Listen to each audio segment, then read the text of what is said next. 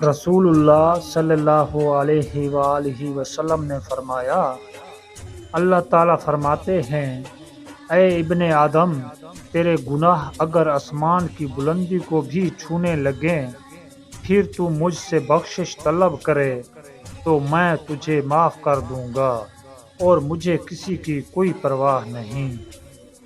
حضرت جابر رضی اللہ تعالی عنہ فرماتے ہیں کہ جب رسول اللہ صلی اللہ علیہ وآلہ وسلم کسی مقام سے گزر فرماتے تو پیچھے آنے والا خوشبو سے جان لیتا کہ آپ صلی اللہ علیہ وآلہ وسلم یہاں سے گزرے ہیں۔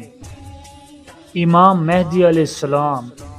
رسول اللہ صلی اللہ علیہ وآلہ وسلم نے ارشاد فرمایا، مہدی میری اولاد میں سے کشادہ پیشانی، اونچی ناک والے ہوں گے، وہ روئے زمین کو عدل و انصاف سے بھر دیں گے جیسے کہ وہ ظلم و جوہر سے بھر دی گئی ہے، ان کی حکومت 7 سال تک رہے گی۔